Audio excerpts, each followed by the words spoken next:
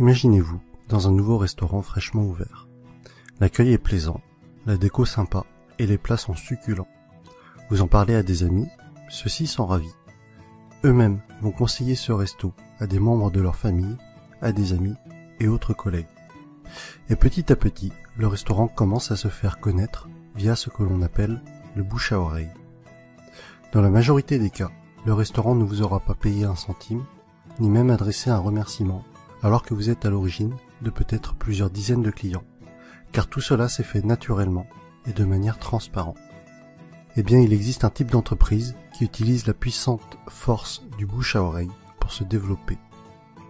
Il s'agit du marketing relationnel, aussi appelé marketing de réseau ou MLM, pour multi-level marketing. On parlera de network marketing en anglais. Mais effectivement, certaines entreprises sont des systèmes pyramidaux déguisés. Une pyramide, qu'est-ce que c'est au juste? En résumé, non seulement c'est une arnaque, mais c'est aussi illégal. Le système est basé sur la promesse de faire de miraculeux retours sur investissement, juste avec de l'argent que tout nouvel entrant va apporter. Autrement dit, l'argent des nouveaux paye le bénéfice des anciens. Et si, à un moment donné, les entrants ne sont pas assez nombreux, eh bien la pyramide s'écroule, car les anciens ne perçoivent plus d'argent. Ce qui est important à comprendre est que lorsque vous entrez dans une entreprise de marketing relationnel, vous êtes avant tout le distributeur d'un produit réel, le représentant d'une marque. Sans produit, ou avec un produit fictif, on rentre alors dans un système pyramidal. D'autre part, dans une pyramide, les anciens sont forcément plus riches que les nouveaux. Dans le MLM, même si plus vous rentrez tôt, plus vous êtes avantagé, cela ne garantit pas du tout votre succès. Un nouveau filleul peut très bien mieux développer son affaire et faire mieux que son parent. Ainsi, dans une entreprise de marketing relationnel, tout le monde est au même stade au début. Mais plus elle va grossir et plus elle va avoir d'impact et être puissante. C'est vraiment la force du réseau qui fait qu'une MLM est puissante. Et Robert Kiyosaki insiste vraiment sur ce point dans le livre « L'entreprise du XXIe siècle ». Le pouvoir n'est pas dans le produit, mais dans le réseau. Pour en revenir à ce que l'on évoquait au début de la vidéo, le bouche à oreille est le principal véhicule de communication d'une société de marketing relationnel, si bien qu'il n'y a pas ou peu de publicité. Et ce budget pub, qui est souvent faramineux pour les grandes entreprises, est reversé aux distributeurs et ou consacré à l'amélioration du produit, qui en général est excellent. Lorsque vous vous lancez dans le MLM, vous êtes parrainé par une personne, et ensuite c'est comme si vous étiez votre propre patron et que vous aviez créé votre entreprise. Votre but et votre source de revenus vont être de deux types. Soit en parlant du produit autour de vous et en le revendant, soit en parrainant d'autres personnes qui elles-mêmes vont devenir distributeurs. Ainsi, le plus efficace est pour que votre entreprise soit réussie, tout ce que vous faites doit être duplicable. Votre filleul doit avoir les outils pour développer lui aussi son réseau. Dans tous les cas, ce qui est important à retenir est que le succès est partagé. Si votre filleul échoue, vous échouez d'une certaine façon. Votre succès est complètement tributaire du succès des personnes que vous aidez, de vos filleuls et des filleuls de vos filleuls. L'accent doit être mis sur le déploiement de votre réseau et pas sur les ventes directes.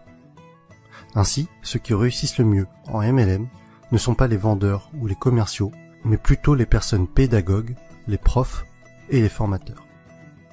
Et personnellement, autant je trouve la réussite personnelle gratifiante, autant aider les autres à réussir l'est encore plus.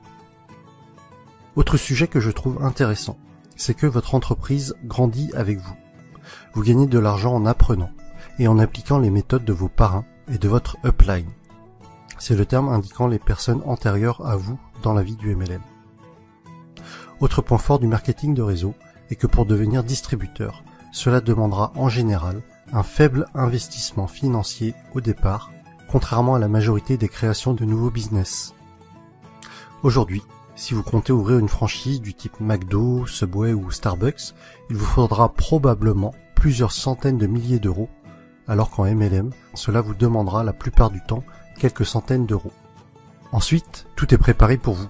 Vous allez avoir votre propre boutique en ligne, tout un tas de plans de formation pour vous, mais aussi pour vos filleuls, ainsi que différents kits de présentation. Un autre point essentiel, et qui pour moi m'attire beaucoup, les entreprises de marketing relationnel offrent des paliers au niveau de leur plan de compensation. Pour être plus précis, à partir d'un certain nombre de filleuls, et sans compter les éventuelles primes bonus, vous allez toucher un revenu résiduel, encore appelé revenu hors exploitation, c'est-à-dire un revenu passif. Les bonnes MLM sont donc de formidables véhicules vers l'indépendance financière de fait de ce revenu passif engendré par le parrainage d'autres personnes. Je rajoute que les MLM sont un type d'entreprise qui a une croissance des plus fulgurantes à l'échelle mondiale ces dernières années. Aux USA, ça a vraiment explosé depuis les années 90. Et avec Internet, c'est encore plus facile d'augmenter son réseau qu'auparavant.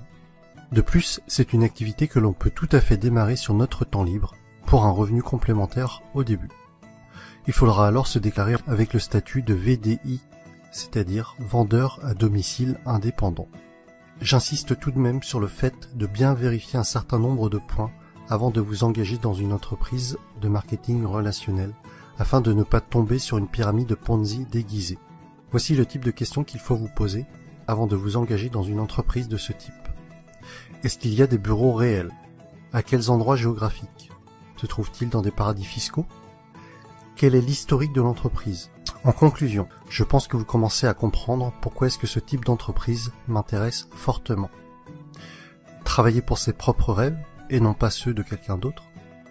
La possibilité d'avoir des revenus passifs avec cet objectif d'indépendance financière. Partager le succès des horaires libres. Cela signifie que je pourrais aller chercher ma fille à l'école. Et voilà pour cette vidéo sur le marketing relationnel.